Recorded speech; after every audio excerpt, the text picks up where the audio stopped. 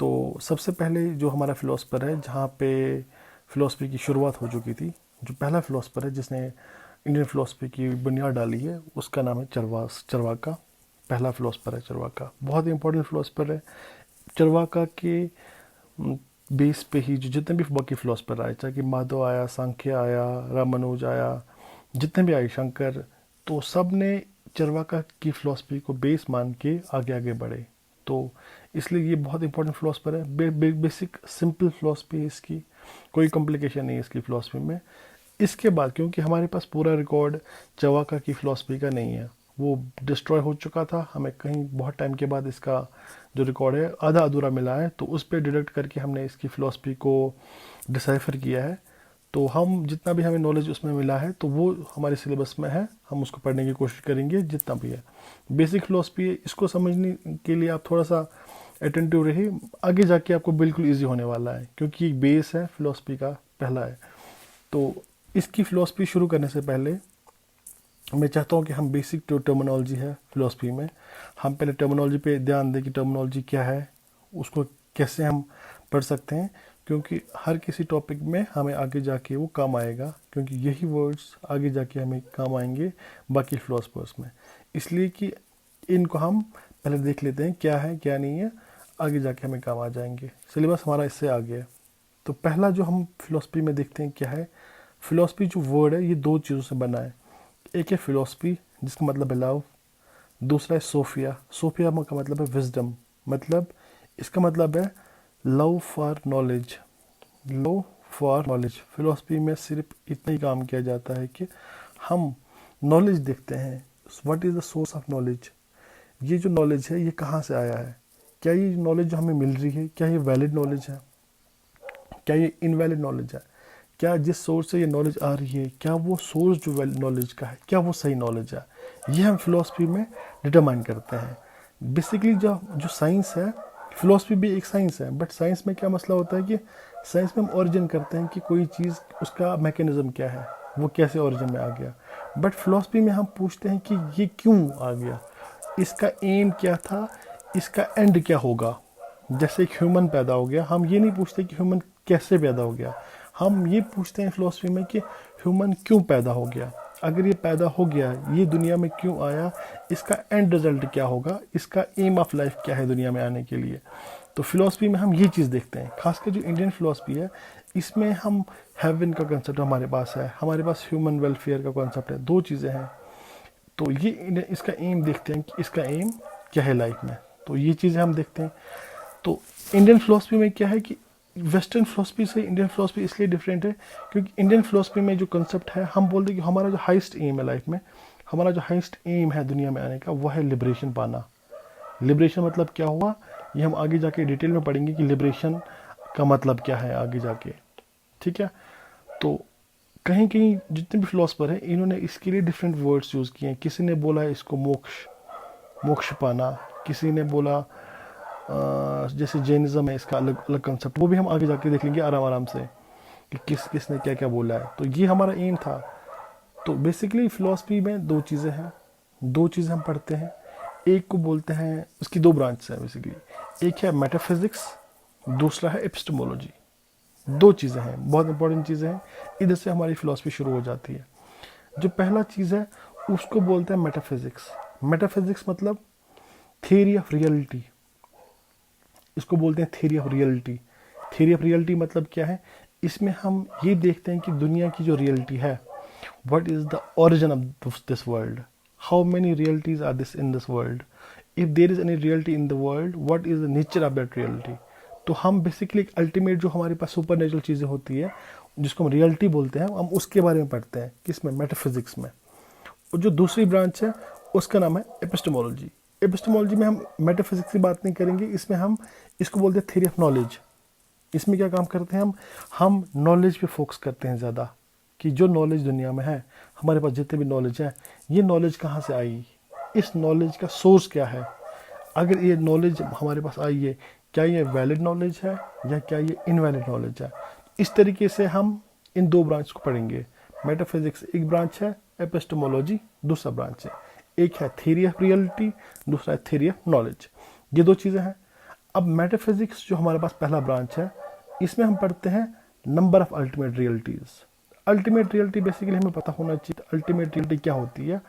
Ultimate reality होती है who is main, who is the main cause behind the origin of this world, behind the origin और creation of this world, ठीक है, of this world, ठीक है।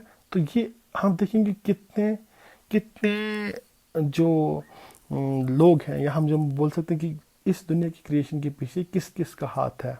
क्या वो एक है, क्या वो दो है, क्या वो बहुत सारे हैं, कितने हैं वो। तो इसलिए हम पढ़ेंगे जितने भी अल्टीमेट रियलिटीज़ हैं जिनके पीछे क्रिएशन ऑफ दिस वर्ल्ड या यूनिवर्स के पीछे जिसका हाथ है, वो कितने हैं। जब हमें ये पता चलेगा कितने हैं, उसके बाद हम ये चेक करेंगे what is the nature of ultimate realities. जो हमारे पास अल्टीमेट रियलिटीज़ है उनका नेचर क्या है। नेचर इन सेंस ऐसे हम देख सकते हैं कि क्या वो कॉन्शियस है, क्या वो मटेरियल बीइंग है, क्या हम उसको देख सकते हैं, क्या वो हमें देख सकता है। ये एक बहुत ही सुपरनैचुरल चीज़ें हैं जिनके बारे में हम नेचर ऑफ अल्टीमेट रियलिटीज़ में पता करेंगे। ये दो चीज़ें हैं, बहुत इंपॉर्टेंट चीज़ें हैं। एक नंबर ऑफ अल्टीमेट रियलिटीज़, दुनिया को बनाने के पीछे कितने अल्टीमेट रियलिटीज़ हैं। दूसरा नेचर ऑफ अल्टीमेट रियलिटीज़, जो अल्टीमेट रियलिटीज़ है वो कैसे हैं, ये चीज़ें हैं। अब नंबर ऑफ अल्टीमेट रियलिटीज़ का मतलब है realities behind the origin of this universe, ठीक है। अल्टीमेट रियलिटी मैंने आपको डेफिनेशन अभी बताया कि ओरिजिन ऑफ दिस यूनिवर्स के पीछे किस किस रियलिटी का हाथ है। अब नेचर ऑफ अल्टीमेट रियलिटीज़ जो मैंने आपको बोला कि रियलिटी कैसी है, कैसी है, वो हम पढ़ेंगे अभी इसके थोड़े टाइम के बाद। अब नंबर ऑफ अल्टीमेट रियलिटी जैसे मैंने आपको बोला, हम देखेंगे दुनिया में कितने रियलिटीज़ है इस यूनिवर्स के ओरिजिन के पीछे। या वो एक हो सकती है, अगर वो एक है उसको बोलेंगे हम मोनोइज्म या मोनिज्म उसको जिसको बोलते हैं। अगर दो है तो उसको बोलेंगे ड्यूअलिज्म। अगर दो से ज़्यादा है तो उसको बोलेंगे प्लूरलिज्म, ठीक है। प्लूरलिज्म तीन चीज़ें हैं। ये तीन अल्टीमेट रियलिटीज़ इन तीन तरीके की हो सकती है। तो एक एक करके हम इनको भी देखेंगे कि मोनिज्म क्या है, ड्यूअलिज्म क्या है और प्लूरलिज्म क्या है। थोड़ा सा ध्यान रखना है थोड़े टाइम के लिए। ये बिल्कुल इजी कॉन्सेप्ट है एक फ़िलॉसफी की बेस के लिए, ताकि हमें आगे जाके चरवाका की फ़िलॉसफी समझ आ जाए। हम उसके लिए अपना ग्राउंड बना रहे हैं। मोनिज्म मतलब क्या है कि एक ही रियलिटी है इस यूनिवर्स की क्रिएशन के पीछे। There is only one ultimate reality behind the creation of this universe. अब अगर एक ही यूनिवर्स के पीछे एक रियलिटी है तो हम ये देख लेते हैं कि कौन कौन सा फिलोसफर था जिसने सिर्फ एक रियलिटी को माना है इस यूनिवर्स की क्रिएशन के पीछे। उसमें हमारे पास जो इंडियन में मेन फिलोसफर है वो हमारे पास है शंकर।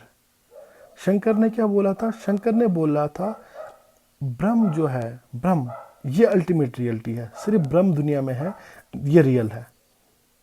जैसे उन्होंने बोला था ब्रह्म ब्रह्म सत्यम जगत मिथ्या जीवो ब्रह्म न परा। वो हमें नहीं देखना है। इन्होंने बोला कि कोई चीज़ सही है वो सिर्फ ब्रह्म है, बाकी सब मिथ्या है, जो हम देख रहे हैं वो एक इल्यूजन है। तो सिर्फ एक रियलिटी शंकर ने मानी है, उसको बोलते हैं हम ब्रह्म। जो दूसरे हमारे वेस्टर्न फिलोसफी में आते हैं वो आते हैं स्पिनोजा। जो स्पिनोजा है इनको हम डिटेल में पढ़ेंगे, पूरे शंकर को हम आगे जाकर डिटेल में पढ़ेंगे, हम स्पिनोजा को भी डिटेल में पढ़ेंगे। फिलहाल मैं एक कॉन्सेप्ट आपको दे रहा हूँ ऊपर से कि कैसे फिलोसफी का ओरिजिन हुआ, कौन क्या बोल रहा है, वो हम पढ़ेंगे। बाद में इनको हम आराम से डिटेल में पढ़ेंगे, शंकर ने कैसे इसको ब्रह्म को माना है। स्पिनोजा ने बोला था कि गॉड इस दुनिया के पीछे है। तो इन्होंने कुछ और जो हमारे पास मटेरियल एटम्स है, सबकॉन्शियस एटम्स है, उनको माना है। तो ये दो बेसिकली जो मोनिज्म में है वो है शंकर और स्पिनोजा। ये दो चीज़ें हैं। कहीं भी एग्जाम में अगर आ भी जाएगा ये सब क्वेश्चन तो एग्जाम्पल लिखने की जरूरत पड़ेगी वहाँ पे। तो हम इंडिया में हम शंकर को मानेंगे और जो वेस्टर्न में जाएंगे वहाँ पर स्पिनोजा को बता सकते हो। अब ड्यूअलिज्म है। अब ड्यूअलिज्म आप जैसे वर्ड से देख सकते हो, ड्यूअलिज्म का मतलब क्या हो सकता है? इसका मतलब है कि there are two ultimate realities behind the origin of this universe. दो अल्टीमेट रियलिटीज है। मोनिज्म में एक थी, ड्यूअलिज्म में दो है। जैसे कि अब कौन कौन सा रियलिटी हो सकती है ओरिजिन के पीछे? इसके पीछे बहुत सारे फिलोसफर हैं जिन्होंने बहुत सारी थ्योरीज प्रपोज की है इसको डिफाइन करने के लिए कि जो दुनिया है वो दो अल्टीमेट रियलिटी से बनी है। इंपॉर्टेंट फिलोसफर कौन है, हम कुछ एग्जाम्पल याद रखेंगे। जैसे हमारे पास है सांख्या, इसको आप सांख्या भी पढ़ सकते हो, इसको आप समख्या भी पढ़ सकते हो, आपको जैसा सही लगे। तो सांख्या ने क्या बोला था, सांख्या ने बोला था जो यूनिवर्स है इसकी क्रिएशन के पीछे दो चीजें हैं, एक का नाम है प्रकृति, दूसरे का नाम है पुरुष। दो चीजें इंपॉर्टेंट है। जो प्रकृति जो है इसका जो नेचर है वो है मटेरियल, जो पुरुष है इसका जो नेचर है वो है कॉन्शियस। इसका मतलब क्या हुआ, जो सांख्या है इसने बोला इस यूनिवर्स के ओरिजिन के पीछे दो चीजें हैं जिससे यूनिवर्स बनी है। जो इसका मटेरियल वाला पार्ट है वो प्रकृति से बना है। अब जो दुनिया आप देख सकते हो ना, तो ये मूविंग है, ये एक लाइव जैसा लगता है ना, कि जिंदा जैसे कुछ है, इसमें लाइव बींग्स है, इसमें एनिमल है, इसमें ह्यूमंस हैं, इसमें बाकी चीज़ें हैं, तो वो कॉन्शियस है, वो जिंदा है। तो एक मटेरियल चीज़ एक कॉन्शियस चीज़ को नहीं बना सकता ना। तो इसके लिए उन्होंने क्या काम किया, उन्होंने बोला हमारे पास दो अल्टीमेट रियलिटीज़ है, एक हमारे पास प्रकृति है जो मटेरियल ओरिजिन है, और जो हमारे पास पुरुष है जिसका नेचर क्या है, कॉन्शियस। इसको भी हम आगे डिटेल में पढ़ेंगे। फिलहाल हम इतना याद रखेंगे कि सांख्या ने ऐसे बोला था, तभी उसने ड्यूअलिज्म का जो कंसेप्ट है वो दिया था। और जो फिलोसफर, एक इंडियन फिलोसफर है, उनका नाम है माधव। माधव ने क्या बोला था, इन्होंने भी ड्यूअलिस्ट फिलोसफर थे। इन्होंने बोला कि यूनिवर्स के ओरिजिन के पीछे दो रियलिटीज़ है। पहली रियलिटी जो है वो है इंडिपेंडेंट रियलिटी। जो इंडिपेंडेंट रियलिटी है पहला वो है गॉड। ऑब्वियसली अगर कोई इंडिपेंडेंट है तो वो गॉड है। जो दूसरी रियलिटी है, ये वाली इंपॉर्टेंट है ज़्यादा, दूसरी जो रियलिटी है वो है डिपेंडेंट रियलिटी। वो कौन है, उसका नाम है जीवा एंड जगत। जीवा एंड जगत जो है ना, ये दो, ये एक ही रियलिटी है बेसिकली। इंडिपेंडेंट रियलिटी पहला वाला है, और जो डिपेंडेंट रियलिटीज है वो दूसरी है, जिसमें जीवा एंड जगत आती है। जो जीवा है, उन्होंने जीवा नाम दिया था किसको, सोल को। जैसे जैनिज्म ने जीवा बोला था, बाकी लोगों ने भी इसको यही बोला था। तो सोल को इन्होंने जीवा बोला था। जो पहले प्रकृति ने बोला था, जिसको सांख्य ने प्रकृति बोला था, इन्होंने उसको जगत बोला। फर्क नहीं है ज़्यादा इनमें। ये याद रखना कि संख्या की जो प्रकृति है वो इसका जगत है, जो संख्या का पुरुष है वो इसका जीवा है। सिर्फ वर्ड्स का फर्क है, बाकी उनका नेचर सेम है, इनके कहने का मतलब सेम है। ये दो चीज़ें हैं। उन्होंने गॉड का नहीं माना था, बट माधव ने गॉड को माना था, गॉड भी इसके पीछे है। ठीक है। अब अगर हम वेस्टर्न फिलोसफी की बात करेंगे, तो वहाँ पे जो हमारे इंपॉर्टेंट फिलोसफर बनते हैं जिन्होंने ड्यूअलिज्म को माना था, वो है हमारे डेकार्ट। डेकार्ट बहुत ही इंपॉर्टेंट फिलोसफर है, बहुत ज़्यादा, हद से ज़्यादा फिलोसफर इंपॉर्टेंट है। इसको हम बहुत अच्छे से पढ़ेंगे, लेकिन आगे फिलहाल हम इतना याद रखेंगे, जो डेकार्ट का मेन कॉन्सेप्ट था वो था माइंड बॉडी ड्यूअलिज्म। इन्होंने क्या बोला था कि माइंड बॉडी ड्यूअलिज्म जो है, इससे यूनिवर्स का ओरिजिन हो गया। जो माइंड है, माइंड क्या है बेसिकली, माइंड है कॉन्शियस पार्ट इसका, जो हम कॉन्शियसली हम सोच सकते हैं, ब्रेन नहीं है, ये चीज़ याद रखना। जो माइंड है ये ब्रेन नहीं है, ब्रेन नहीं है, ये माइंड है, कॉन्शियस वाला पार्ट, जो ब्रेन का कॉन्शियस वाला पार्ट है। उनने उसको बोला था, डेकार्ट ने बोला था कि वो कॉन्शियस पार्ट है, उससे यूनिवर्स का, उससे हमारे जो यूनिवर्स है उसका ओरिजिन हुआ। जो दूसरा पार्ट है वो है बॉडी। माइंड और बॉडी जब इंटरेक्ट कर जाती है, उससे हमारे यूनिवर्स का ओरिजिन हुआ था। तो डेकार्ट का कॉन्सेप्ट था माइंड बॉडी ड्यूअलिज्म। फिलहाल हम इतना इसमें याद रखना है। ऊपर ऊपर से हम अभी सुपरफिशियली पढ़ रहे हैं, आगे जाके हम इन सब को डिटेल में पढ़ेंगे। हम वहाँ में पता चलेगा कि माइंड क्या है, ये कॉन्शियसनेस क्या है, ये बॉडी क्या है, ये मटेरियलिज्म क्या है, मटेरियल है तो कैसे मटेरियल है। तो इसमें घबराने वाली कोई मसला नहीं है। सिर्फ आपने यहाँ पे सिर्फ ओवरव्यू रखना है याद कि इसमें हम, ये ड्यूअलिस्टिक फिलोसफर था, ये मोनिस्टिक था। अब प्लूरलिज्म पढ़ेंगे तो ऊपर ऊपर से आपको आइडिया आ जाएगा कैसे हम पढ़ते हैं इसको।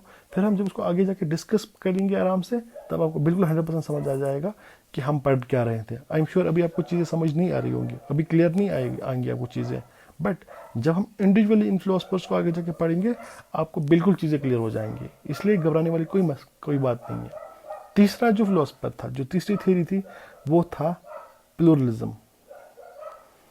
प्लूरलिज्म मतलब क्या है, मनी अल्टीमेट रियलिटीज। जो ये फिलोसफर थे, इन्होंने बोला था कि जिस ओरिजिन ऑफ द यूनिवर्स के पीछे एक या दो रियलिटीज नहीं है, बल्कि इन्यूमरेबल रियलिटीज है। हमें काउंट नहीं कर सकते उनको, बहुत सारी है रियलिटीज जो मिल जाती है वो बनाती है यूनिवर्स को। इसमें जो पहला फिलोसफर है वो है हमारे चरवाका। चरवाक ने क्या बोला था? इनने बोला था कि हमारे पास जो यूनिवर्स है ये 4 चीज़ों से बनती है। एक का नाम है अर्थ, एयर, वाटर और फायर। ये 4 चीज़ें हैं हमारे पास। तो प्लूरलिस्टिक हो गई, 2 से ज़्यादा है। इन्होंने बोला ये जो 4 चीज़ें हैं जब ये एक फिक्स्ड क्वांटिटी में जमा हो जाते हैं, जब एक प्रॉपर प्रोपोर्शन में जमा हो जाते हैं, तो ये मिल जाते हैं नेचुरली, एक्सीडेंटली मिल जाते हैं। इसके पीछे कोई किसी का कॉज नहीं है, इसके पीछे गॉड का हाथ नहीं है।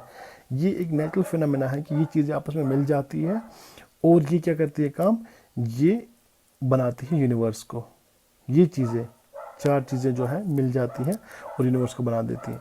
आगे जाके फिलॉसफी जो चरवाके की फिलॉसफी है उसमें हम इसको डिटेल में पढ़ेंगे। इस तरीके से न्याय विशेषिका ने बोला कि दुनिया में इन्यूमरेबल एटम है, बहुत सारे एटम है। क्योंकि ये मैथमेटिशियन थे तो इनको थोड़ा एटम फिजिक्स में थोड़ा नॉलेज थी, तो उन्होंने बोला तो बहुत सारे एटम मिलके यूनिवर्स को बना देते हैं और किसी का हाथ नहीं है। और जैनिज्म वाले जो थे, जैनिज्म ने बोला कि हमारे पास इंडिविजुअल सोल है, इन्यूमरेबल, बहुत सारे इन्यूमरेबल इंडिविजुअल सोल जो है वो आपस में इंटरेक्ट करते हैं और वो यूनिवर्स को ऑरिजिन देते हैं। इसकी जो फिलॉसफी है इसको उन्होंने बोला था अनेकांतवाद। अनेक समझते हो, अनेक सारे, इन्होंने बोला था अनेकांतवाद जो फिलॉसफी है वो जैनिज्म फिलॉसफी है। ये है ओरिजिन ऑफ द वर्ल्ड के पीछे इन इन्यूमरेबल सोल्स का हाथ है। समझ रहे हो इन चीज़ों को? चरवाका ने बोला था 4 चीज़ें मिल जाती हैं तो यूनिवर्स बन जाती है। जो नया विशेषिका है इन्होंने बोला बहुत सारे एटम मिलके यूनिवर्स बनाते हैं। और जो जैनिज्म वाले थे इन्होंने बोला there are innumerable souls, individual souls who interact with each other and give rise to the universe. तो ये 4 चीज़ें हैं इंडियन फिलॉसफी में। अब अगर हम वेस्टर्न फिलॉसफी की बात करेंगे तो वेस्टर्न फिलॉसफी में भी लोगों ने ऐसी बातें की है, क्योंकि फिलॉसफी हमारी सेम थी, कॉन्सेप्ट अलग था, बट सबका मोटिव एक था कि हम देख लेंगे कि यूनिवर्स का ओरिजिन कैसा है। उसमें सबसे इंपॉर्टेंट जो हमारे फिलोसफर है वो है लाइबनिज। लाइबनिज ने एक कॉन्सेप्ट दिया था जो एक यूनिक कॉन्सेप्ट है, जैसे किसी ने आज तक नहीं दिया था। उनने बोला कि हमारे पास मोनाड हो, जैसे स्पिनोजा ने जैसे हमारे उनने बोला था कि हमारे पास एटम होते हैं, उनकी वजह से ओरिजिन हो जाता है। तो जो लाइबनिज है उनने एटम नहीं बोला था, इनने बोला हमारे पास मोड है। जो एटम होते हैं ना ये कॉन्शियस नहीं हो सकते, ये अनकॉन्शियस है।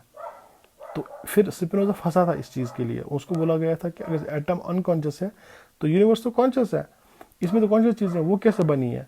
उस चीज़ को ओवरकम करने के लिए, उस चीज़ के क्रिटिसिज्म से बचने के लिए लाइबनिज ने बोला कि हमारे पास जो मोनाड है, Monod origin of the world के पीछे है। जो मोनाड, फिर उसको पूछा गया कि मोनाड है क्या, उनने बोला कि जो मोनाड है दीज आर कॉन्शियस एटम्स। जो स्पिनोजा के एटम थे बट इनमें कॉन्शियसनेस है, ये है ओरिजिन ऑफ द वर्ल्ड के पीछे। और ये कितने हैं? इन्यूमरेबल। अगर एटम है तो ऑब्वियसली इन्यूमरेबल होंगे, हमें नहीं पता कितने हैं। ये था इसका कॉन्सेप्ट। तो हमने पढ़ लिया, मोनिज्म पढ़ा, डुअलिज्म पढ़ा और प्लूरलिज्म पढ़ा। तो हम बेसिक कॉन्सेप्ट थोड़ा सा पढ़ने की कोशिश कर रहे हैं, तो आगे जाके हम फिलॉसफी आराम से पढ़ लेंगे पूरी तरीके से। फिर हमारे पास आता है, अब अभी हमने पहले पढ़ा nature of ultimate realities, number of ultimate reality, sorry, number कितनी है, मोनो है, डुअलिज्म है या प्लूरलिज्म है, तो यह हमने पहले पढ़ा। अब हम पढ़ेंगे जो हमारे पास अल्टीमेट रियलिटीज है वो कैसी है, उस अल्टीमेट रियलिटी का बेसिकली नेचर कैसा है, वो हमें पता करना है कि अल्टीमेट रियलिटीज का नेचर कैसा है। पहला हमने पूछा कि अल्टीमेट रियलिटी का नेचर जो है ना 2 तरीके का हो सकता है। या तो वो मटेरियल होंगी, मटेरियल मतलब फिजिकली मैं उसको फील कर सकता हूँ कि ये चीज़ ऐसी है, मटेरियल है। या तो वो स्पिरिचुअल हो सकती है। ठीक है, सॉरी बाहर से थोड़ी सी ये कुत्तों की आवाज़ आ रही है, कुछ मसला हो रहा है तो इस पर आप ध्यान नहीं देंगे। तो पहला जो नेचर ऑफ अल्टीमेट रियलिटी है, या तो वो मटेरियल हो सकते हैं या तो वो स्पिरिचुअल हो सकते हैं। अब अगर मटेरियल इन नेचर है तो ये किसने बोला था कि जो अल्टीमेट रियलिटी है वो मटेरियल है? वो चरवाका ने बोला था। जैसे चरवाका ने बोला कि हमारे पास जब 4 चीज़ें हैं, एयर, वाटर, फायर और अर्थ, जब ये प्रॉपर प्रोपोर्शन में मिल जाते हैं तो ये यूनिवर्स का ओरिजिन देते हैं। तो मतलब ये 4 जितनी भी चीज़ें हैं, एयर, वाटर, अर्थ और फायर, तो ये मटेरियल चीज़ें हैं। तो इसको बोलते हैं कि इन्होंने बोला था कि मटेरियल इन नेचर है। तो जो स्पिरिचुअल है, इन्होंने बोला था, ये लाइबनिज ने बोला था, लेibniz ने बोला था हमारे पास कॉन्शियस एटम है, या जिनको हमने मोनाड का नाम दिया था। ये जो मोनाड है, इन मोनाड्स की वजह से यूनिवर्स का ओरिजिन हो गया, ठीक है, यूनिवर्स का ओरिजिन हो गया। तो ये जो मोनाड थे, क्योंकि कॉन्शियस एटम थे, अगर कॉन्शियस एटम तो कॉन्शियस हो ही नहीं सकता, अगर हम ऐसे भी देख सकते हैं कि एटम कॉन्शियस नहीं होता ना, डेड होते हैं वो। इसका जो एटम था वो कॉन्शियस एटम था, तो इसीलिए इनने बोला था कि ये जो है ये स्पिरिचुअल नेचर है, ठीक है, समझ रहे हो। दो हो सकते हैं, या मटेरियल या स्पिरिचुअल। तीसरे जो फिलोसफर टाइप के थे, उनने बोला कि जो अल्टीमेट रियलिटीज है उनका नेचर दोनों हो सकता है। जैसे हमने पहले भी पढ़ा था, जैसे हमने आइंस्टाइन की थ्योरी पढ़ी होगी, जिसमें उन्होंने फोटॉन का शब्द दिया था कि उसका क्या नेचर है, ये मटेरियल है या वेव है, एटॉमिक नेचर कैसा है। तो इस तरीके से संख्या जो है, इसने भी यही बोला। इसने बोला कि जो हमारे पास अल्टीमेट रियलिटी है उसका नेचर दोनों है, दोनों है। प्रकृति, जो प्रकृति वाला पार्ट है वो मटेरियल वाला पार्ट है उसका, जो पुरुष वाला पार्ट है वो कॉन्शियस वाला पार्ट है। इसका मतलब क्या हुआ, जो अल्टीमेट रियलिटीज है इसका जो ओरिजिन है वो बोथ है, both conscious as well as material. तो ये संख्या का हो गया। जिस तरह से पहले माधव ने भी बोला था, तो उसको भी हम इसमें ला सकते हैं।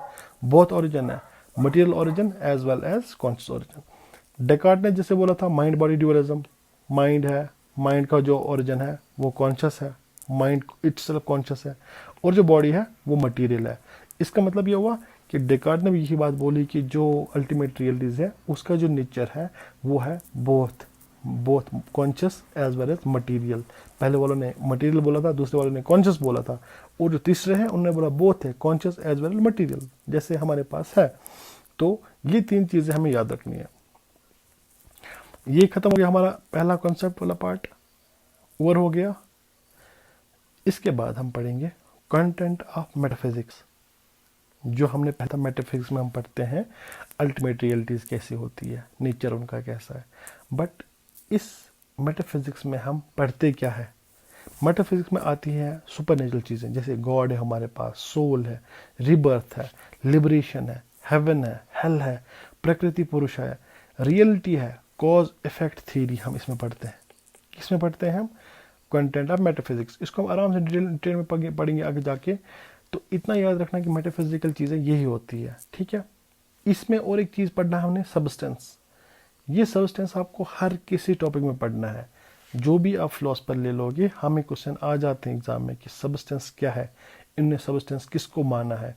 तो सब्सटेंस इन्होंने किसको माना था, जीवा, जगत, ब्रह्म। ये यहाँ पे आपको सोल की बात आएगी, जहाँ पे आपको जगत की बात आएगी, जहाँ पे आपको यूनिवर्स की बात आएगी, तो आप वो सब्सटेंस उन्होंने माना था कि इस पे पूरा ही फिलॉसफी चलती है। ये जीवा जो है, ये जगत है, ये ब्रह्म है ना, इसी पे फिलॉसफी पूरी अराउंड इसके घूम रही है। तो उस चीज़ को उन्होंने सब्सटेंस का नाम दिया था। तो ये सब्सटेंस हम हर जगह पढ़ेंगे जब हम फिलॉसफी में आगे बढ़ेंगे। जितने भी हमारे पास फिलॉसफर आएंगे, हम हर किसी में इस सब्सटेंस का नेचर पता करेंगे, ये सब्सटेंस है क्या, ये कैसे काम करता है, इसको हम आगे जाके देखेंगे, ठीक है। इसके बाद आती है हमारे पास एपिस्टेमोलॉजी। एपिस्टेमोलॉजी है क्या, बेसिकली जो चरवाका की एपिस्टेमोलॉजी है उसको बोलते हैं थ्योरी ऑफ नॉलेज। जैसे मेटाफिजिक्स है वो है theory of nature, theory of ultimate realities, उसमें अल्टीमेट रियलिटीज को पढ़ते हैं। अब जो एपिस्टेमोलॉजी है इसमें हम नॉलेज को पढ़ते हैं। दुनिया में जो नॉलेज है हम इसके बारे में पढ़ते हैं, ये नॉलेज आई कहाँ से, ये नॉलेज कैसी है। जैसे अल्टीमेट रियलिटीज के बारे में पढ़ रहे हैं, इस तरीके से जो एपिस्टेमोलॉजी है इसमें हम नॉलेज के बारे में पढ़ते हैं। हम क्या पढ़ते हैं कि ये जो नॉलेज है इसका सोर्स क्या है। दुनिया में आपके पास जितना भी इल्म है, जितने भी नॉलेज है, ये सोर्स का, ये आई कहाँ से, बेसिकली ये पता हमें करना है। ये जो नॉलेज है इसका नेचर कैसा है, जैसे हमने उसका नेचर पढ़ा था इसका मेटाफिजिक्स में जब अभी हम पढ़ रहे थे, उसका नेचर कैसा है। इस तरीके से एपिस्टेमोलॉजी में हम पढ़ेंगे जो ये नॉलेज है इसका नेचर क्या है। हम ये पढ़ेंगे ये जो नॉलेज है, इस नॉलेज की लिमिटेशन कहाँ है, कहाँ तक इसकी नॉलेज हम यूज़ कर सकते हैं, ये कहाँ पे रुक जाती है, इसकी लिमिटेशन पढ़ेंगे। हम इसमें पढ़ेंगे वैलिडिटी ऑफ द नॉलेज। ये जो नॉलेज है ये कहाँ तक वैलिड है, किस हद तक है हम इसको सही मान सकते हैं। और इसमें और एक चीज़ हम पढ़ेंगे वो है relation between knower and knowable. Knower and knowable मैं आपको समझाऊंगा 1 मिनट में। बिल्कुल इजी कॉन्सेप्ट है, कोई बड़ा कोई इल्म नहीं है, ये नॉर्मल चीज़ है। नोवर मतलब जिसको नॉलेज चाहिए। जैसे मैं एक इंसान हूँ, मेरे को फिलॉसफी पढ़नी है, तो मैं एक नोवर हूँ। मैं कोई चीज़ जानने की कोशिश कर रहा हूँ, मैं किसी चीज़ के बारे में पता करने की कोशिश कर रहा हूँ। नोवेबल क्या है? जिसके बारे में जानने की कोशिश कर रहा हूँ। मैं फिलॉसफी सब्जेक्ट के बारे में जानने की कोशिश कर रहा हूँ, तो जो फिलॉसफी का सब्जेक्ट है वो नोवेबल है। अब नोवेबल से मुझे क्या मिलती है? उससे मुझे नॉलेज मिलती है। मतलब नोवर और नोवेबल, ये जो दो चीज़ें हैं, इनमें आपस में क्या रिलेशन है? ठीक है, ये बहुत इंपॉर्टेंट कंसेप्ट है, आगे जाके हमें बहुत काम आने वाला है। इस पे दो दो अलग स्कूल बन जाएंगे। नोवर और नोवेबल की जो रिलेशन है, इस पे फिलॉसफी में दो स्कूल बन जाएंगे अलग जाके। एक रियलिज्म पे बिलीव करेंगे, एक आइडियलिज्म पे बिलीव करेंगे। जैसे एम्पेरिसिज्म होता है, जो वो अलग हम पढ़ेंगे आगे जाके। तो ये हम थोड़ा सा इतना याद रखेंगे कि नोवर एक चीज़ होता है, नोवेबल दूसरा होता है। इनका आपस में क्या रिलेशन है वो हम आगे जाके पढ़ेंगे, इनको हम डिटेल में पढ़ेंगे। ठीक है। अब जो थ्योरी ऑफ नॉलेज है, जिसको हमने एपिस्टेमोलॉजी पढ़ा था, इसमें हमने पढ़ा था सोर्स ऑफ नॉलेज क्या है। चरवाका ने बोला कि हमें सोर्स ऑफ नॉलेज, तो सोर्स ऑफ नॉलेज क्या हो सकते हैं हमारी फिलॉसफी में? हमारे पास नॉलेज 6 तरीकों से मिल सकती है। 6, there are 6 sources of valid knowledge. Valid knowledge की बात हो रही है इधर, ठीक है। इनवैलिड नॉलेज की नहीं बात हो रही, वैलिड नॉलेज की बात हो रही है। तो हमें वैलिड नॉलेज 6 तरीकों से मिल सकती है। ये फिलॉसफी का जनरल कंसेप्ट है। फिर जो फिलोसफर आएंगे वो किसी किसी को मानेंगे, कोई एक को मानेगा, कोई दो को मानेगा, कोई सबको मानेगा, कोई किसी को नहीं मानेगा। तो इस तरीके से हम पहले हम देखेंगे कि हमारे पास जितनी भी नॉलेज है एपिस्टेमोलॉजी में हम पढ़ते हैं, उसका सोर्स क्या है। तो हमारे पास जो वैलिड नॉलेज है उसके हमारे पास 6 सोर्स हो सकते हैं। 6 सोर्स से हम नॉलेज एक्वायर कर सकते हैं। पहला हमारे पास जो सोर्स ऑफ वैलिड नॉलेज है वो है परसेप्शन। परसेप्शन। दूसरा है इन्फरेंस। तीसरा है वर्बल टेस्टिमनी। फोर्थ है कंपैरिजन। फिफ्थ है इम्प्लीकेशन और पॉस्टुलेशन। और जो सिक्स्थ वाला है, last but not least, that is non apprehension. ये हमारे पास 6 सोर्सेज है। इनको हम डिटेल में पढ़ेंगे हर किसी सोर्स को। इन 6 चीज़ों से हमें सोर्स से नॉलेज मिल सकती है। जैसे कि हमारे पास पहला है परसेप्शन। ठीक है, परसेप्शन से हमें नॉलेज कैसे मिलती है? परसेप्शन का मतलब क्या हुआ कि मैं जिस चीज़ को खुद देख सकता हूँ, मैं जिस चीज़ को खुद अपनी आंखों से परसीव कर सकता हूँ, उसको मैं वैलिड नॉलेज मानूंगा। ये जो चीज़ परसेप्शन है, यही चरवाका ने माना था। चरवाका ने क्या बोला कि हमारे पास जितने भी सोर्स ऑफ वैलिड नॉलेज है, मैं उनको नहीं मानता क्योंकि वो डायरेक्ट सोर्सेज नहीं है। मैं सिर्फ परसेप्शन को वैलिड सोर्स मानता हूँ क्योंकि ये मैं खुद डायरेक्टली परसीव करता हूँ। तभी उन्होंने सिर्फ परसेप्शन को वैलिड सोर्स ऑफ नॉलेज माना था। यह हो गया पहला वाला सोर्स ऑफ नॉलेज। जो दूसरा है वो हो गया इन्फेरेंस। इन्फेरेंस मतलब क्या हो गया कि मैं कोई चीज़ इन्फर करता हूँ। जैसे मुझे किसी चीज़ की डायरेक्ट नॉलेज नहीं मिलती है, मैं इम्प्लीकेशन से बोलता हूँ, अगर ये चीज़ हो गया तो ये चीज़ हो गया। कभी कभी मैं देखता हूँ कि बादल गरजते हैं, जब बादल शुरू हो जाते हैं, थंडरिंग शुरू हो जाती है, तो हम क्या इन्फर करते हैं कि बारिश आने वाली है। ज़रूरी नहीं है कि उसके बाद बारिश आएगी। कभी कभी बादल गरजते हैं पर बारिश नहीं आती है, बट मोस्टली ऐसा होता है। तो हम इन्फर कर सकते हैं अगर बादल गरज रहे हैं तो बारिश आने वाली है। तो इसको चरवाका ने नहीं माना। चरवाका ने बोला मुझे नहीं पता कि ये सही है गलत है, क्योंकि गलत भी हो सकता है। 100% इसमें कोई प्रोबेबिलिटी नहीं है। इसलिए उन्होंने सिर्फ परसेप्शन को वैलिड सोर्स माना था। जो इन्फ्रेंस है, उनने इन्फ्रेंस को नहीं माना। इसलिए बट ये सोर्स ऑफ वैलिड नॉलेज है, ये सही हो सकता है। अगर मैं इसको आगे जाके पढ़ूँ, मैं आपको एग्जांपल एक और देता हूँ। अगर एक रोड है, उस पर पॉट होल्स है, छोटे छोटे सुराख हैं, छोटे छोटे गड्ढे हैं। अगर इन गड्ढों में बारिश हो रही है, अगर इन गड्ढों में पानी है, तो मैं जब सुबह नींद से उठूंगा, मैं रात को सोया, मैं सुबह उठा, मैंने देखा रोड पे पानी है, गड्ढों में पानी भरा हुआ है सब जगह। तो इसका मतलब क्या हुआ? मैं इन्फर कर सकता हूँ कि रात को बारिश हुई है। मैंने हालांकि बारिश देखी नहीं है, बट मैं इन्फर कर सकता हूँ, है ना, इस चीज़ को इन्फर कर सकता हूँ। ज़रूरी नहीं है, क्या पता पानी किसी ने गिराया होगा इनमें, बट प्रोबेबिलिटी है कि बारिश गिरा होगा। बट ये एक सोर्स ऑफ वैलिड नॉलेज है, तो इसको हम बोलते हैं इन्फ्रेंस। इसको चरवाका ने नहीं माना। और एक सोर्स है, उसको बोलते हैं वर्बल टेस्टिमनी। वर्बल टेस्टिमनी क्या हुआ कि मुझे कोई शख्स बोलता है ये चीज़, कि ये चीज़ है, ऐसा है, इस चीज़ से मुझे नॉलेज मिलती है। तो ये किसी की बातों पे विश्वास करना होता है वर्बल टेस्टिमनी। तो ये भी हमें नॉलेज देता है। इसको भी चरवाका ने मना कर दिया। चरवाका ने बोला वर्बल टेस्टिमनी मैं नहीं मानता हूँ, क्योंकि इसको मैं परसीव नहीं कर सकता हूँ। वर्बल टेस्टिमनी के दो तरीके हो सकते हैं कि आप मुझे बोलो कि इस बंदे ने मुझे ये बात बोली, मैं इसको सही मानता हूँ, बट मेरे को क्या भरोसा है, मेरे को क्या विश्वास है कि इन्होंने जो बात बोली इन्होंने सही बोली। क्या पता वो बंदा झूठ बोल रहा होगा। इसलिए चरवाका ने बोला कि मैं इसको सही नहीं मानता हूँ, क्योंकि मुझे जो बंदा है मुझे वो रिलायबल नहीं लगता। फिर उसको आगे जाके हम अभी पढ़ेंगे कि इसमें डिफरेंट टाइप्स है, उनको हम अभी जाके पढ़ेंगे। तो वर्बल टेस्टिमनी मतलब किसी की बात कहने का मतलब है। जो फोर्थ वाला सोर्स है वो है कंपैरिजन। हमें नॉलेज मिल सकती है कंपैरिजन से भी। अगर एक चीज़ है, एक चीज़ वाइट है, दूसरा चीज़ है ब्लैक, एग्जाम्पल दे देता हूँ मैं, तो मैं कंपैरिजन कर सकता हूँ ना कि ये इससे वाइट है या ये इससे ब्लैक है। हालांकि इससे कोई डायरेक्टली हमें नॉलेज नहीं मिलती, हम कंपैरिजन में बोल सकते हैं कि ये चीज़ इससे बड़ा है या इस चीज़ इससे छोटा है, तो हमें नॉलेज मिलती है एक चीज़ के बारे में। या एक चीज़ गोरा है, ये इससे काला है, तो मैं एक इन्फॉर्मेशन मुझे मिल जाती है। एग्जैक्ट इन्फॉर्मेशन नहीं मिल जाती है मुझे, मैं सिर्फ कंपैरिजन कर सकता हूँ। उसको फिलॉसफी में बोलते हैं सामान्य लक्षण। सामान्य लक्षण आगे हम पढ़ेंगे, तो उससे भी हमें नॉलेज मिल जाती है, उसको बोलते हैं कंपैरिजन। तीसरा होता है इम्प्लीकेशन और पोस्टुलेशन। इम्प्लीकेशन और पोस्टुलेशन हम भी अभी डिटेल में पढ़ेंगे आगे जाके कि पोस्टुलेट हम प्रिपोजिशन बनाते हैं, जैसे हम सिलोजिज्म में करते हैं। सिलोजिज्म से हम एक प्रीमाइस बोलते हैं, फिर दूसरा प्रीमाइस निकालते हैं। इस तरह से हम बहुत सारे प्रीमाइस निकालते हैं, फिर लास्ट में उसका कंक्लूजन निकालते हैं। तो उससे भी हमें नॉलेज मिल जाती है। वो भी डायरेक्ट सोर्स नहीं है, इनडायरेक्ट सोर्स है, बट ये सोर्स ऑफ नॉलेज है। ये फिफ्थ सोर्स है। इनको किसी को चरवाका ने नहीं माना था, उन्होंने सिर्फ एक को माना था, वो परसेप्शन को माना था।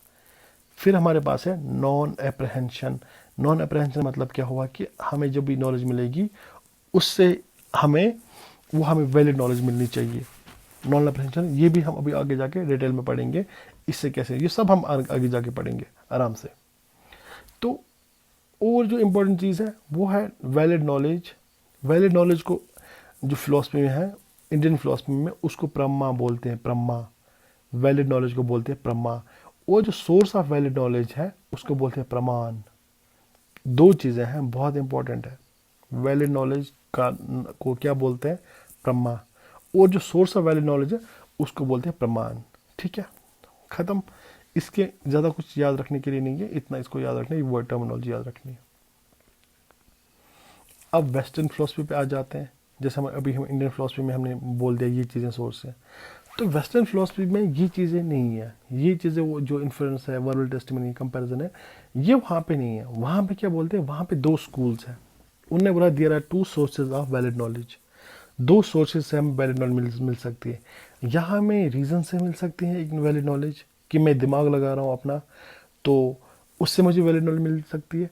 या मेरे को एक्सपीरियंस है किसी चीज़ की, मैं बार बार वो चीज़ देखता जा रहा हूँ, हर दिन मैं देखता हूँ वो चीज़ हो रही है, या मेरे को खुद उस चीज़ का एक्सपीरियंस है, उससे मुझे वैलिड नॉलेज मिल जाती है। तो ये दो स्कूल है अलग अलग, उन्होंने अलग अलग बातें की है। जो रीज़न को वैलिड सोर्स मानते हैं, जो रीज़न को वैलिड सोर्स मानते हैं, उस वाले स्कूल को बोलते हैं रैशनलिज्म। रैशनलिज्म क्या है, वो रीज़न को वैलिड सोर्स ऑफ नॉलेज मानते हैं। इसमें वो क्या बोलते हैं कि वो बोलते हैं कि हमारे पास जितनी भी नॉलेज है वो हमारे पास पहले से दिमाग में होती है, हमारे पास इनेट आइडिया होते हैं दिमाग में, तो फिर हम उनको रिकॉल करके एक रीज़न से दिमाग लगा के हम उसको देख लेते हैं। जो जितनी भी नॉलेज हमारे पास है वो हमारे पास दिमाग में पहले से प्रेजेंट हो जाती है। तो वो रैशनलिस्ट फिलोसफर थे। वो क्या काम करते हैं, उसमें इंपॉर्टेंट फिलोसफर हैं, जैसे हमारे पास डेकार्ट है, DSLR मैंने यहाँ पे लिखा है, डेकार्ट है, स्पिनोजा है, लाइबनीज है, और ये रैशनलिज्म है। डेकार्ट, स्पिनोजा और लाइबनीज जो है ना, ये रैशनल फिलोसफर थे। इनका कहना ये था कि जितने भी नॉलेज है हमारे पास पहले से दिमाग में होती है in the form of innate ideas, और फिर हम इन्हीं आइडियाज़ से हम जनरेट करते हैं नॉलेज को, उसको बोलते हैं रैशनलिज्म। वो क्या है, इसमें क्या मसला है, ये जो नॉलेज हमें मिलती है जो हमारे पास पहले से दिमाग में होती है, इसका इशू ये है कि ये बहुत ही सही नॉलेज हो जाती है, क्योंकि ये जो रैशनलिस्ट्स थे ये किससे इन्फ्लुएंस थे, ये सब मैथमेटिशियन से। देखिए मैं आपको बोलूँगा 2 + 2 = 4, ठीक है, 2+2=4।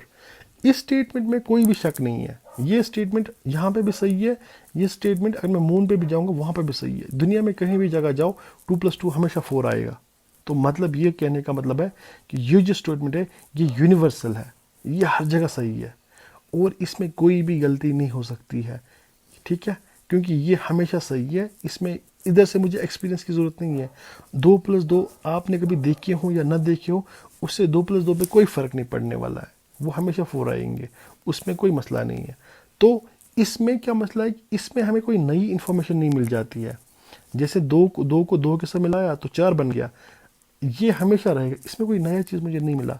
तो ये इसका क्रिटिसिज्म ये है कि इसमें हमें न्यूनेस नहीं मिलती है। There is no newness in rationalism, in newness, ठीक है। हालांकि हमें नॉन एररनेस नॉलेज मिल जाती है जिसमें कोई भी फॉल्ट नहीं होता है। हमें वो नॉलेज मिलती है जो यूनिवर्सल है, जो दुनिया की हर जगह पे सही है। तो ये है रैशनलिज्म। इसका जो अपोजिट स्कूल है उसको बोलते हैं एम्पेरिसिज्म। एम्पेरिसिज्म क्या है? ये बोलते हैं कि हमारे पास कोई इनेट नॉलेज नहीं होती है दिमाग में।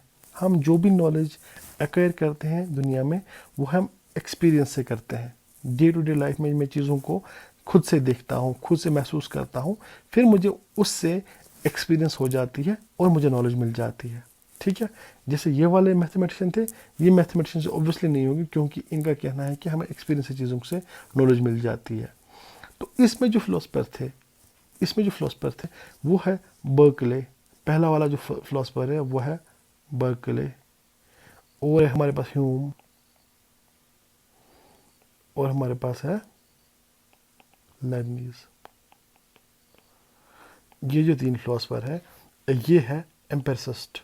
ये तीनों फिलोसफर एम्पेरिसिस्ट है, बर्कले, ह्यूम और लाइबनीज। नहीं सॉरी, लाइबनीज नहीं, लॉक, LOC के लॉक।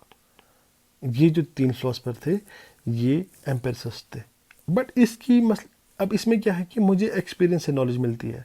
जैसे यहाँ पे मुझे नॉलेज जो भी मिलती थी ना वो पहले से मुझे दिमाग में थी, तो इससे हमें न्यूनेस नहीं मिलती थी।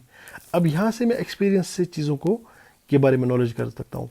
अब मुझे कोई चीज़ एक्सपीरियंस से मिल सकती है। अब नॉलेज तो एक ही है। अगर मैं किसी चीज़ को देखता हूँ, मेरे को ये चीज़ दिखता है कि ये चीज़ काला है या ये चीज़ बड़ा है या छोटा है, तो मुझे उस चीज़ के बारे में इंफॉर्मेशन मिल जाती है। अब वही चीज़ दूसरा इंसान देख रहा है, ठीक है, वो भी उसी चीज़ को देख रहा है। अब ज़रूरी नहीं है कि जैसे मुझे वो चीज़ फील हो रहा है उसको भी वैसा ही चीज़ वो दिखे। हो सकता है उसको वो चीज़ उसको इसको अपने एंगल से देखे, मैं उसको अपने एंगल से देख रहा हूँ। तो हम दोनों की जो नॉलेज है ना उसमें डिफरेंस है। उसको चीज़ को डिफाइन करने में अपने तरीके से डिफाइन करेगा, मैं उसको अपने तरीके से डिफाइन करूँगा। तो इस जो नॉलेज है, जो भी एक्सपीरियंस हमें नॉलेज मिलती है उसमें न्यूनेस होती है। ये यूनिवर्सल नहीं होती है, ये हर जगह सेम नहीं होगी, ये डिफरेंट होगी, बट इसमें न्यूनेस होगी। जो रीज़न वाली है उसमें कोई न्यूनेस नहीं है, वो हर जगह सेम रहेगी। ये हमारे पास 2 कंसेप्ट थे, रैशनलिज्म का जो स्कूल है और जो एम्पेरिसिज्म वाला स्कूल था। इनमें क्या फ़र्क है, इनको कैसे नॉलेज मिल जाती है। ये वेस्टर्न फिलोसफी के 2 स्कूल थे। पहले हमने इंडियन फिलोसफी के पढ़े थे, अब वेस्टर्न फिलोसफी के बारे में पढ़ा था हमने। जैसे मैंने आपको पहले बोला था there is relationship between knower and knowable. पहले मैंने आपको बोला था नोवर कौन है, ये मैं हूँ, ठीक है, ये नोवेबल है, ये है फिलॉसफी। इनके बीच में आपस में रिलेशन है। अगर रिलेशन है तो रिलेशनशिप इनके बीच में यही डिटरमाइन करेगा। जो रैशनलिस्ट्स थे और जो एम्पेरिसिस्ट्स थे, ये नोवर और नोवेबल के बारे में अलग अलग थ्योरी है इनकी, क्या रिलेशन है। मैं आपको बताता हूँ कैसे। जैसे हमारे पास रैशनलिस्ट्स थे, रैशनलिस्ट्स क्या थे, इनका कहना ये था कि हमारे पास जो भी पहले से नॉलेज होती है वो दिमाग में पहले से होती है, हमारा कोई कंट्रीब्यूशन उसमें नहीं है। हम जब उसको आगे से देखते हैं फिर हमें वो याद आती है, हम उसको बाहर निकालते हैं, हमें कोई नई नॉलेज नहीं मिल जाती है। इनके कहने का मतलब ये हुआ कि जो भी चीज़ें दुनिया में है उनकी अपनी एग्जिस्टेंस है, वो मुझ पे डिपेंडेंट नहीं है कि मैं उनको कैसे देखता हूँ। 2+2=4। मैं चाहे पागल हूँ या चाहे मैं नॉर्मल हूँ, मेरे लिए 2+2 4 ही हमेशा रहेगा। मैं चाहे 10th पास हूँ या मैंने PhD किया हुआ है, मैं 2+2 को 4 ही बताऊँगा। इसका मतलब, कहने का मतलब ये है, जो भी रैशनलिस्ट्स थे उनने बोला कि जितनी भी चीज़ें हैं उनकी जो एग्जिस्टेंस है, दुनिया में जितनी भी चीज़ें हैं उनकी existence is separate, different and independent of the nowhere. मतलब जो नोवर है और जो नोवेबल है वो आपस में सेपरेट है, उनका आपस में कोई कनेक्शन नहीं है, वो आपस में डिफरेंट है। मैं डिफरेंट हूँ उस चीज़ से, फिलोसफी बुक से, क्योंकि मेरी अलग एग्जिस्टेंस है, उसकी अलग एग्जिस्टेंस है। और independent, separate, different and independent, मैं हम दोनों आपस में डिपेंडेंट नहीं है। चाहे मैं उसको देखूं या ना देखूं, उस पर कोई फ़र्क नहीं पड़ेगा मेरे होने या ना होने से। इसको बोलते हैं रैशनलिज्म ने। इन्होंने बोला कि जो नोवर और नोवेबल है उनकी सेपरेट है, डिफरेंट है और इंडिपेंडेंट एग्जिस्टेंस है। याद रखना इसको, SDI एग्जिस्टेंस उनकी है। इसके अपोजिट में जो एम्पिरिसिस्ट थे उनने क्या बोला था कि हम नॉलेज एक्सपीरियंस से गेन करते हैं। मतलब हमारी जो जो नोवर है और जो नोवेबल है, मैं हूँ, और जो नोवेबल है, हमारी जो एग्जिस्टेंस है वो डिफरेंट नहीं करती है। चीज़ कैसा है दुनिया में, वो कैसा दिखता है, वो मुझ पर डिटरमाइन करता है, क्योंकि मैं एक्सपीरियंस से उसको देख लेता हूँ। मेरे जो नज़रिया है, जो मेरे देखने का तरीका है, उस तरीके से मैं चीज़ को दे सकता हूँ। अगर मैं कोई चीज़, एग्जांपल देता हूँ, मेरे पास कोई चीज़ है, मेरे को वो काला दिखता है, मैं बोलो ये ब्लैक जार है या ब्लैक कप है, ठीक है। अगर कोई दूसरा बंदा है, मानो दूसरा बंदा कलर ब्लाइंड है, मेरे को एक कप है जो रेड कलर का होगा, मैं उसको रेड कप, मैं उसको बोलता हूँ कि ये चीज़, ये जो कप है ये रेड कलर का कप है। अब दूसरा बंदा है वो कलर ब्लाइंड है, जब वो उसी कप को देखता है उसको वो ब्लैक एंड वाइट दिखता है। चीज़ तो वही है ना, उसमें हमने कुछ किया नहीं है, चीज़ वही है, बट हमारे देखने का तरीका है। हम एम्पिरिसिस्ट है, मैं उसको अपने तरीके से देखता हूँ, ये अपने तरीके से देखता हूँ, तो ये अपने तरीके से देखते हैं। तो इसका मतलब ये हुआ कि जो नोवर है और जो नोवेबल है उनकी सेपरेट एग्जिस्टेंस नहीं है, वो डिपेंडेंट एक दूसरे के। मैं कैसे उस चीज़ को देखता हूँ या वो चीज़ कैसा है, वो डिटरमाइन करता है कि मैं कैसा हूँ। जो नोवर है और जो नोवेबल है उनकी सेपरेट, डिफरेंट और इंडिपेंडेंट एग्जिस्टेंस नहीं है। अगर एक एग्जांपल दे देता हूँ फिर से, अगर एक बोट है जो समंदर में जा रहा है, बहुत दूर तक जा रहा है, अब जो भी लोग बैंक पे उसको देखते हैं, धीरे धीरे करके ना वो बोट उनको छोटा छोटा छोटा छोटा दिखने लगता है। ऐसा तो नहीं है ना वो बोट छोटा हो रहा है, वो बोट वैसा ही है, बट वो हमसे बहुत दूर जा रहा है। और मैं उसको जब देखता हूँ तो मेरी एक्सपीरियंस हर सेकंड के बाद चेंज हो जाती है। अभी वो 1 किलोमीटर दूर था, फिर 2, फिर 5, फिर 10, इस तरीके से बीच में वो गायब हो जाएगा। तो जो मैं हूँ, नोवर हूँ, और जो बोट है जो नोवेबल है, हम एक दूसरे से अलग नहीं है। अगर हम अलग होते तो बोट हमेशा मुझे बड़ा ही दिखता, वो मुझे हमेशा बड़ा नहीं दिखता, वो मुझे छोटा भी दिखता है। तो इसके कहने का मतलब ये हुआ कि जो नोवर है और जो नोवेबल है, जो एम्पिरिसिज्म स्कूल से बिलोंग करते हैं, वो सेपरेट, डिफरेंट और इंडिपेंडेंट नहीं है एक दूसरे की। अब जो आइडियलिस्ट थे या जो उनको रैशनलिस्ट बोलते थे, बुद्धिज्म और शंकर, ये इंडियन फिलोसफी में आइडियलिज्म में बिलीव करते हैं। और जो बर्कले, ह्यूम और हीगल जो थे वेस्टर्न फिलोसफी के, ये सपोर्टर्स ऑफ आइडियलिज्म के हैं। ठीक है, ये हमने ऊपर पढ़ लिया। अब क्लासिफिकेशन है, जितने भी फिलोसफर हैं क्लासिफिकेशन इनकी देखनी है कि इनको हमने क्लासिफाई कैसे किया है। ठीक है, तो हमने पहले बोला कि जो चरवाकर के बारे में पढ़ने वाले थे, तो हमने बोला कि चरवाकर की जो फिलॉसफी है वो है ऑर्थोडॉक्स है, हेटेरोडॉक्स है, सॉरी, वो है हेटेरोडॉक्स। तो इसके बारे में हमें पता होना चाहिए कि हेटेरोडॉक्स क्या है, ऑर्थोडॉक्स क्या है, ये चीज़ें क्या होती हैं। तो इसके बेस पे हमने जितने भी फिलोसफर हैं उनको क्लासिफाई कर दिया। हमने बोला कि जो लोग वेदास को मानते हैं, हमारे पास वेद है, जो लोग वेद को मानते हैं वो हो गए हैं ऑर्थोडॉक्स, उनको बोलते हैं ऑर्थोडॉक्स फिलोसफर, जो वेद को मानते हैं। और जो वेद को नहीं मानते हैं उनको हमने क्लासिफाई किया है हेटेरोडॉक्स में। जो चरवाका है वो एक हेटेरोडॉक्स फिलोसफर है, वो वेद को नहीं मानते हैं, क्योंकि वो बोलते हैं कि मैंने वेद देखे नहीं है, वो वेद किसने लिखे हैं, क्या लिखे हैं, मेरे को उसके कोई कंसर्न नहीं है, तो इसलिए वो उनको नहीं मानते हैं, तो वो हेटेरोडॉक्स थे। और जो ऑर्थोडॉक्स, जो पुराने वाले थे, वो और ऑर्थोडॉक्स उनको बोलते थे आस्तिक, जो हेटेरोडॉक्स थे उनको बोलते थे नास्तिक। अब ऑर्थोडॉक्स वाले जो थे वो वेदास को बोलते हैं कि हमारे पास जो वेदास है ये सही है, हमें जो वेदा से नॉलेज मिलेगी ये बिल्कुल सही नॉलेज है। उनका कहना ये है कि जो वेदास है ये गॉड की किताब है, ये उन्होंने गॉड ने लिखी है, तो इसलिए ये गलत नहीं हो सकती है, ये एक वैलिड सोर्स ऑफ नॉलेज है। तो वो ऑर्थोडॉक्स फिलोसफर थे। अब कौन कौन से फिलोसफर है जो ऑर्थोडॉक्स थे, उसमें आता है हमारे पास सांख्य योगा। आपने पढ़ा होगा योगा को, तो आप सब जानते होंगे योगा, तो योगा अगर होंगे तो वेद को मानते हैं। सांख्य योगा, नए विशेषिका, मीमांसा और वेदांता। वेदांता भी आपको पता होगा शंकर जिसमें आते हैं।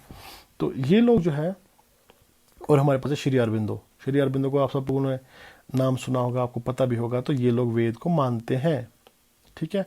अगर ये देखेंगे हिंदुइज्म के लोग हैं तो ये ऑब्वियसली वेद को मानेंगे। तो शंकर योगा, नए विशेषिका, ये विशेषिका है,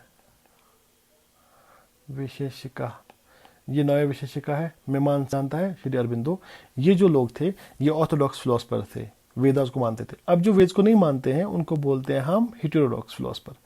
हेटेरोडॉक्स आपने पता होगा कौन कौन सा, चरवाका। जैसे चरवाका ने सिर्फ इन्फरेंस को माना है, ये बोलते हैं सिर्फ जो चीज़ें में परसेप्शन को माना है, परसेप्शन को माना है। जो भी चीज़ मैं परसीव करता हूँ मेरे पास वही चीज़ है, बाकी गॉड है, सोल है, जो भी चीज़ है मैं उनको परसीव नहीं करता हूँ, मैं उनको नहीं मानता हूँ। बुद्धिज़्म, जैनिज्म, अगर आपने एंशिएंट हिस्ट्री पढ़ी है, आपने एंशिएंट हिस्ट्री में पढ़ा होगा कि बुद्धिज़्म ने गॉड के बारे में कुछ भी नहीं बोला है, उन्होंने नहीं बोला है या नहीं है इनके स्क्रिप्चर के हिसाब से। तो इसलिए हम बुद्धिज़्म को भी मानते हैं कि ये है हेटेरोडॉक्स स्कूल। अगर इन्होंने गॉड को नहीं माना है ऑब्वियसली, तो ये वेदास को भी नहीं मानते होंगे, क्योंकि वेदास गॉड की किताब है, तो ये भी नहीं मानते। जैनिज्म इसके साथ ही है, जैनिज्म और बुद्धिज्म ऑलमोस्ट सेम ही है। तो इन्होंने भी नहीं माना है गॉड को, इन्होंने भी नहीं माना है वेद को। तो ये है हमारे पास हेटेरोडॉक्स स्कूल।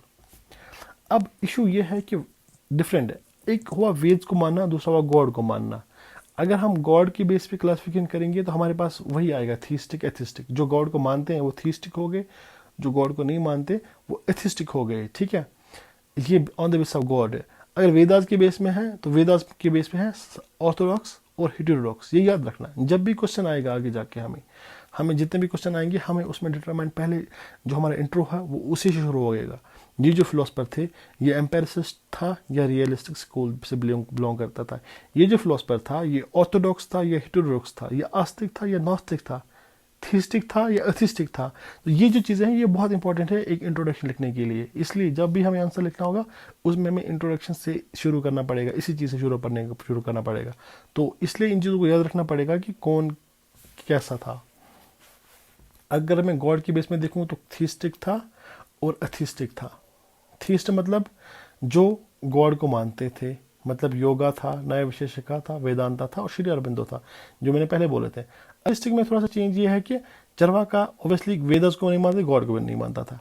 जैनिज्म नहीं मानते थे, बुद्धिज्म वाले भी नहीं मानते थे। बट इसमें यह है कि जो सांख्य और मीमांसा है, सांख्य और मीमांसा थे ये आस्तिक थे, ये वेदस को मानते थे। ये देखो ना, ये वेदास को सांख्य और मीमांसा ये वेदा को मानते थे बट ये गॉड को नहीं मानते थे।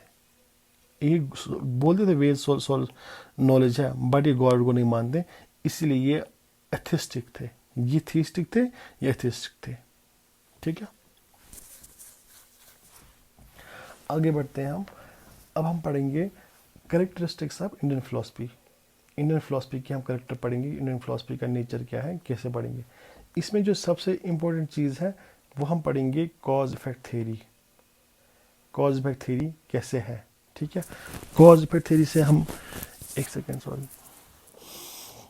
कॉज इफेक्ट थ्योरी में हम ये पढ़ेंगे कि कॉज क्या है, इफेक्ट क्या है, कॉज इफेक्ट पे कैसे डिपेंडेंट है, एक कॉज इफेक्ट के साथ कैसे रिलेवेंट है, ठीक है। तो ये इस पे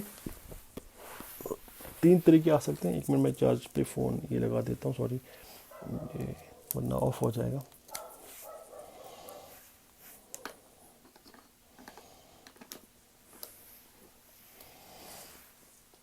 जो कॉज इफेक्ट थ्योरी है इसका कहना ये है कि इसके बेस पे हमने इंडियन फिलोसफी को तीन तरीकों से, तीन क्लासेस में ये किया है, क्लासीफाई किया है। पहले जो फिलोसफी है कॉज इफेक्ट थ्योरी में, इंडियन फिलोसफी में, उसको बोलते हैं सत्कार्यवाद। सत्कार्यवाद जो कॉज इफेक्ट थ्योरी है इसको बोलते हैं present effect theory. Present effect theory मतलब क्या हुआ, एज सोन एज हम इसमें ये पढ़ते हैं कि कॉज जो है वो इफेक्ट में पहले से मौजूद है। प्रेजेंट इफेक्ट थ्योरी, जो कॉज है और जो इफेक्ट है ये दोनों एक ही है, कॉज इफेक्ट में पहले से मौजूद हो जाता है। जैसे मैं बोलूँगा हमारे पास कर्ड है, तो कर्ड बेसिकली कोई नई चीज़ नहीं है, ये मिल्क के अंदर पहले से प्रेजेंट था, तो curd was already present in the milk, so this is called Satkaryavada, present effect in theory. जो मिल्क है वो कोई नई चीज़ नहीं है मेरे लिए, वो मिल्क ऑलरेडी प्रेजेंट किस में था, वो कर्ड में प्रेजेंट था, तो इसको बोलते हैं सत्कर्यावाद। इसमें दूसरी एग्जांपल मैं ये दूंगा, एक पॉटर है, जब वो मिट्टी से एक पॉट बनाता है तो वो कोई जो पॉट बनता है ना वो कोई नई चीज़ नहीं बनती है, वो पॉट ऑलरेडी मिट्टी में ही प्रेजेंट होता है, हमने सिर्फ उसको शेप दे दिया, एक कॉज दे दिया हमने, एक एफिशिएंट कॉज उसको हम बोलते हैं कि एक एफिशिएंट कॉज के थ्रू हमने उसको पॉट बना दिया, एक शेप बना दी उसकी, उसको बोलते हैं सत्कर्यावाद। दूसरी है उसको बोलते हैं असत्कर्यावाद। असत्कर्यावाद का मतलब क्या है, नॉट प्रेजेंट इफेक्ट थ्योरी, मतलब इनके कहने का मतलब यह है जो कॉज है वो इफेक्ट में पहले से, जो इफेक्ट है वो कॉज में पहले से प्रेजेंट नहीं है। इनका कहने का मतलब ये है कि जो कर्ड है, कर्ड मिल्क में पहले से नहीं था, कर्ड मिल्क में प्रेजेंट हो गया जब हमने उसके अंदर कुछ डाल दिया, यीस्ट डाल दिया, कोई चीज़ जो बैक्टीरिया हम डालते हैं उसमें, उसके अंदर एक मिल्क बनाने, कर्ड बनाने के लिए, तो वो एक नया ओरिजिन है, उसमें न्यूनेस है, वो एक नई चीज़ है, वो उसके अंदर पहले से प्रेजेंट नहीं था। तो इसको हम बोलते हैं extreme affirmation theory, extreme affirmation theory, क्योंकि ये बोलते हैं कि जितना भी इफेक्ट है वो सब पहले से कॉज में प्रेजेंट था। इसको बोलते हैं, जो असत्कर्यवाद है इसको बोलते हैं extreme negation theory, extreme negation theory. ये बोलते हैं कि जो इफेक्ट है वो कॉज में पहले से प्रेजेंट नहीं था, वो एक नया ओरिजिन है। अब इसकी भी तो दो चीज़ें होगी ना, एक एक्सट्रीम अफर्मेशन है, दूसरा एक्सट्रीम निगेशन है। तीसरी जो है ना वो इसके बीच में मिडिल पाथ है। मिडिल पाथ अगर मिडिल पाथ में बोलूँ तो आपको कुछ याद आ रहा होगा, बुद्धिज्म का याद आ रहा होगा, उसको बोलते हैं प्रतीतीय समुद्पाद, प्रतीतीय समुद्पाद, प्रतीतीय समुद्पाद, इसको बोलते हैं Buddhist cause effect theory, Buddhist cause effect theory. Buddha की आदत थी ना, वो मिडिल पाथ चूज करते थे, उनने यहाँ पे भी मिडिल पाथ चूज कर दिया बुद्धिज्म वालों ने, उनने बोला, इसको बोलते हैं Buddhist cause effect theory or theory of dependent origination. Theory of dependent origination मतलब क्या हुआ, इन्होंने जैसे बोला कि as soon as cause present effect is present, as soon as cause is destroyed effect get is destroyed. इनके कहने का मतलब क्या था, जब तक हमारे पास कॉज है तो हमारे पास इफेक्ट है, जब भी हम कॉज को डिस्ट्रॉय करेंगे इफेक्ट डिस्ट्रॉय हो जाएगा। समझ रहे हो, मिडिल पाथ है, न कि अफर्मेशन है न कि निगेशन है। कॉज है तो इफेक्ट है, कॉज नहीं है तो इफेक्ट नहीं है। उन्होंने वहां बोला था कॉज हमेशा है, दूसरे वालों ने बोला था कॉज है ही नहीं। तो इनका कहने का मतलब ये था कि कॉज, जब तक कॉज है तब तक इफेक्ट है। इन्होंने एक एग्जांपल दी थी, एक कैंडल हमारे पास, जैसे हमारे पास दिया होता है, अगर उसमें हम कैरोसिन ऑयल डालते हैं और इसमें एक लेड लगाते हैं जिसमें हम उसको जलाते हैं, जब तक हमें उसमें कॉटन का ये है लिड है तब तक वो जलेगा, या जब तक उसमें ऑयल प्रेजेंट है तब तक वो जलेगा। जो ही हम उसमें से ऑयल को जलाएंगे या उसमें जो कॉटन का जो वो फिलामेंट जैसा होता है, अगर उनमें से हम उसको डिस्ट्रॉय करेंगे तो वो पूरा डिस्ट्रॉय हो जाएगा, वो लैंप रहेगा नहीं, वो एक उसको क्या बोलते हैं, वो दिया रहेगा नहीं है। समझ रहे हो, तो इसको बोलते हैं Pratitya Samutpada, as soon as cause is present या डिस्ट्रॉयड इफेक्ट गेट्स डिस्ट्रॉयड, इसको बोलते हैं प्रतीत समुत्पाद। ठीक है, अभी हमने बेसिक पढ़ लिया, अभी तक जितनी भी फिलॉसफी थी बेसिक हमने पढ़ लिया कि बेसिक कैसे हो रहा है, क्या हो रहा है। तो अब हम आगे बढ़ेंगे, जो हमारे पास मेन सिलेबस है वो है हमारे पास चरवाका की फिलॉसफी। ठीक है, चरवाका की फिलॉसफी कैसे है, इसको हम कैसे पढ़ेंगे, फिलहाल हम इतना ही पढ़ेंगे।